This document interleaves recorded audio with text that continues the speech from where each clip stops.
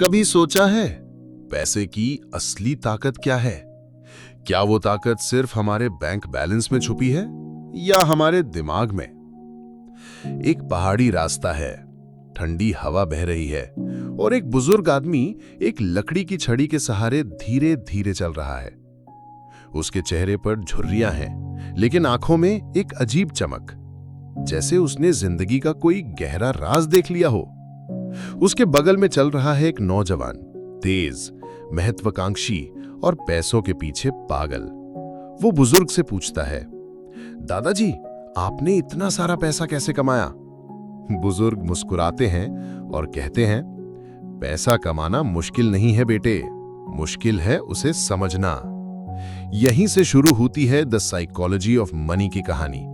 एक ऐसी यात्रा जो हमें सिखाती है कि पैसों का खेल सिर्फ अकाउंट और कैलकुलेशन का नहीं, बल्कि सोच और आदतों का है। कहानी दो आदमियों की। साल 1929, अमेरिका। वॉल स्ट्रीट के ऑफिस में एक युवा कर्मचारी रोनाल्ड जेम्स अपनी डेस्क पर बैठा है। उसके आसपास शेयर मार्केट का शोर है, फोन की घंटियां, टाइपराइटर की खटखट और ब्रोकरों की चीखें। उस समय शेयर मार्केट में हर कोई अमीर बनना चाहता था। रोनाल्ड भी उनमें से एक था। वो सोचता था, जिंदगी छोटी है, पैसा बड़ा है और मैं जल्दी अमीर बनूंगा। लेकिन फिर आया वो दिन, महामंदी, द ग्रेट डिप्रेशन। मार्केट धड़ाम से गिरा, लोग सड़क पर आ गए, करोड़पति एक रात में कंगाल हो गए। रोनाल्ड भी बर्बाद हो गया। लेकिन हैरानी की बात यह थी कि उसी साल शहर के दूसरी तरफ एक साधारण किसान थॉमस न सिर्फ बच गया, बल्कि उसने और जमीनें खरीद लीं। क्यों?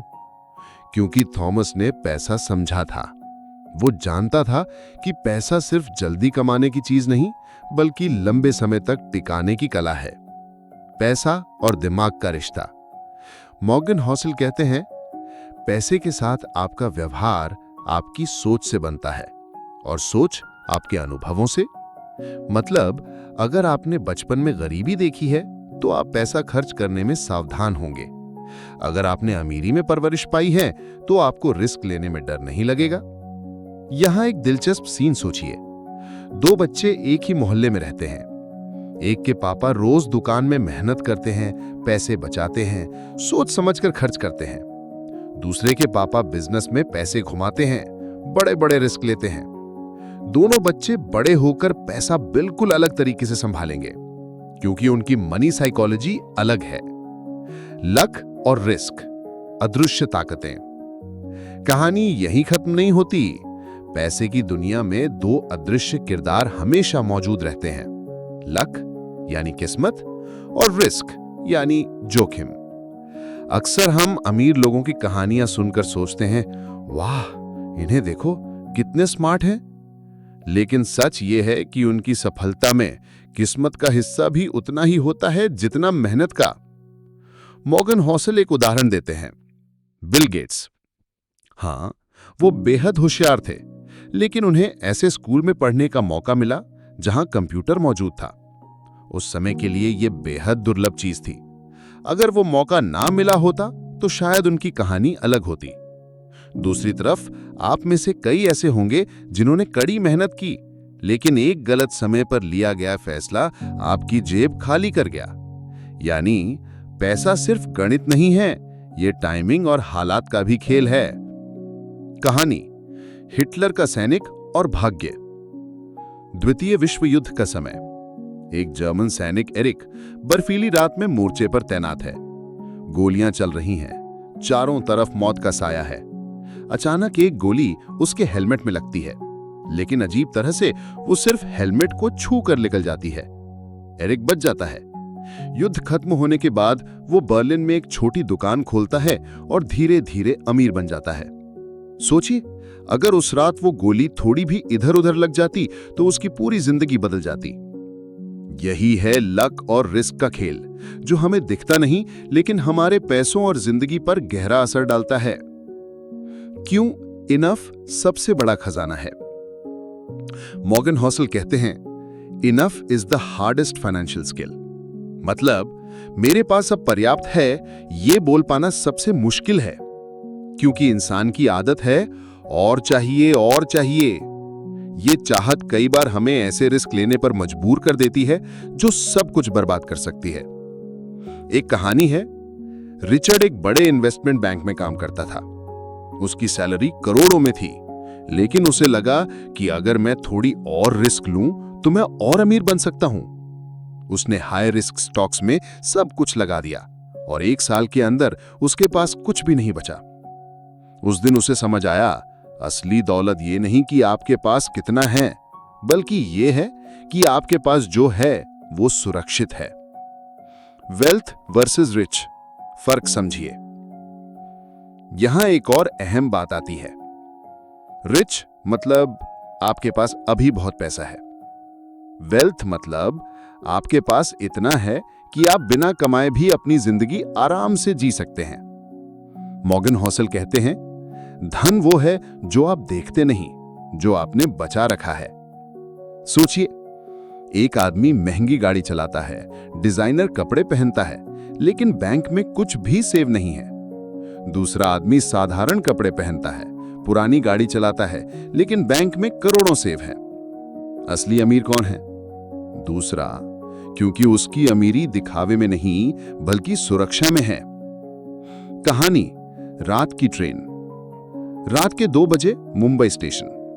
एक बूढ़ा आदमी हाथ में एक छोटा सा बैग लिए ट्रेन में चढ़ता है। बैग में सिर्फ कपड़े नहीं, बल्कि 30 साल की कमाई है, नोटों के बंडल। पूरी जिंदगी उसने साधारण तरीके से जीकर धीरे धीरे ये पैसा बचाया। किसी को पता भी नहीं था कि वो करोड़पति है। यही है असली वेल्थ, चुपचाप, सुरक्षित और बिना दिखावे के।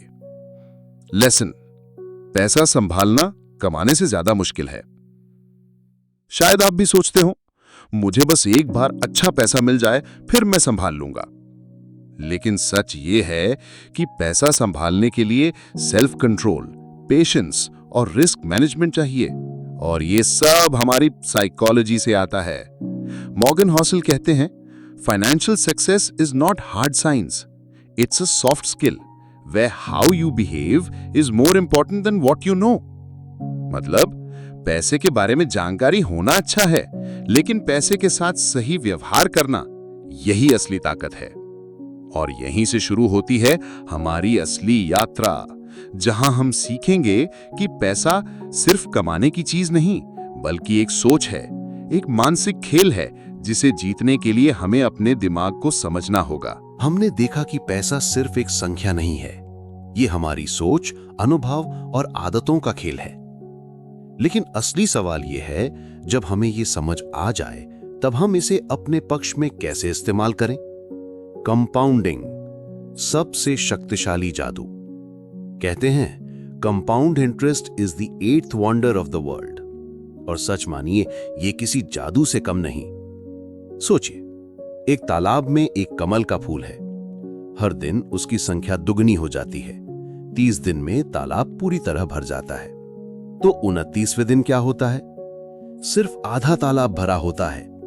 यानी जादू आखिरी पलों में दिखता है, लेकिन उसका बीज बहुत पहले बोया गया होता है।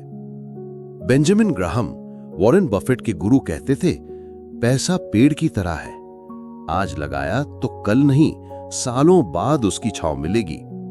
वॉरेन बफेट ने अपनी पहली इन्वेस्टमेंट 11 साल की उम्र में की थी, लेकिन असली दौलत उन्होंने 50 की उम्र के बाद बनाई, क्योंकि कंपाउंडिंग ने तब तक अपना कमाल दिखा दिया था। कहानी, 2 दोस्तों की दौड़। अजय और विजय दोनों 25 साल के हैं। अजय 25 से 35 साल तक हर महीने 5,000 रुपए निवेश करता है और फिर रुक जाता है। विजय 35 से 60 साल तक हर महीने 5,000 रुपए निवेश करता है। 60 की उम्र में अजय के पास विजय से ज्यादा पैसा होता है। क्यों? क्योंकि अजय ने शुरुआत जल्दी की और टाइम कंपाउंडिंग का सबसे बड़ा दोस्त है।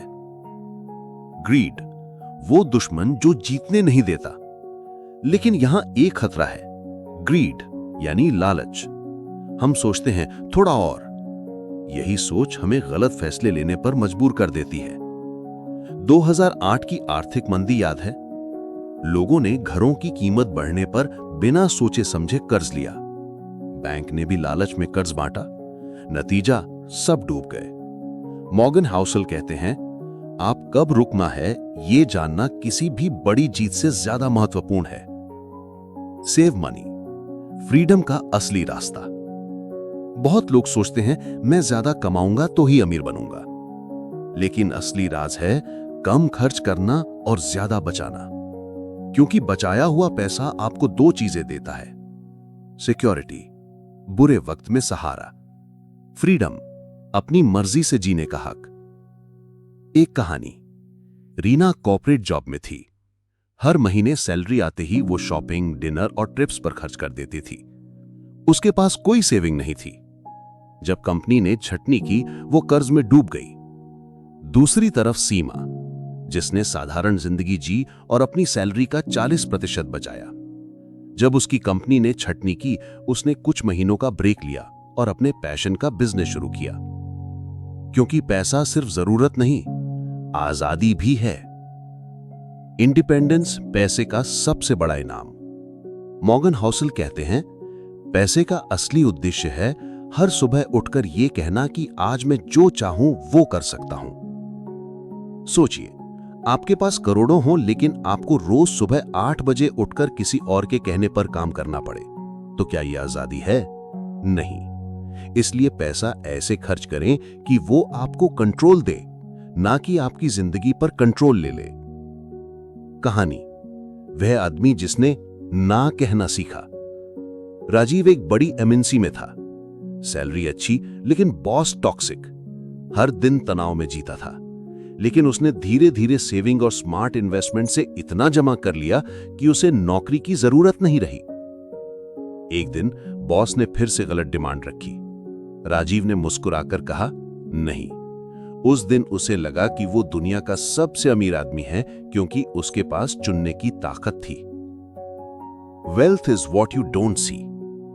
हम दूसरों को देखकर उनकी कार, घर, ब्रांडेड कपड़ों से उनकी अमीरी का अंदाजा लगाते हैं, लेकिन असली अमीरी वो है जो नजर नहीं आती: सेविंग्स, इन्वेस्टमेंट्स, फ्रीडम। सोचिए, अगर आपकी पूरी अमीरी दिखावे में है तो आपके पास कुछ बचा ही नहीं।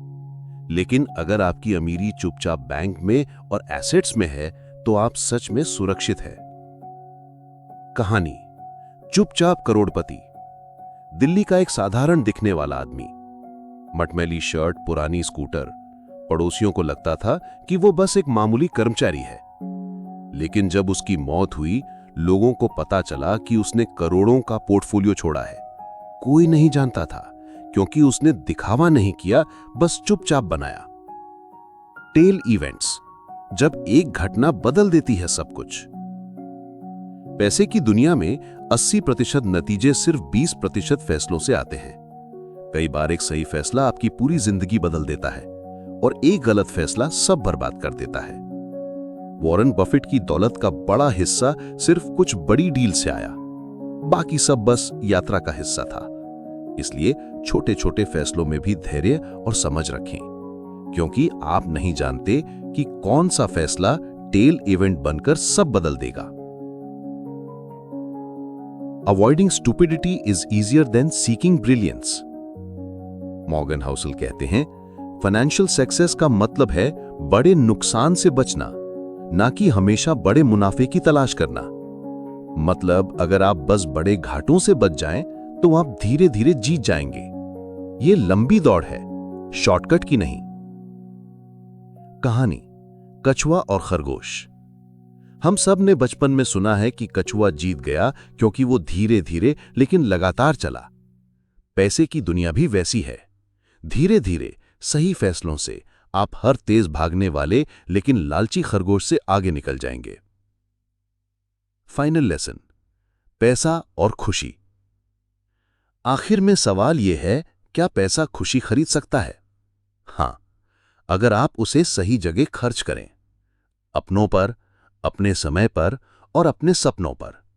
लेकिन अगर आप बस और चाहते रहेंगे तो ये एक दौड़ बन जाएगी जिसका कोई अंत नहीं। तो याद रखिए, पैसा एक औजार है जो आपकी जिंदगी को सुरक्षित और आजाद बना सकता है, अगर आप उसकी साइकोलॉजी को समझ लें।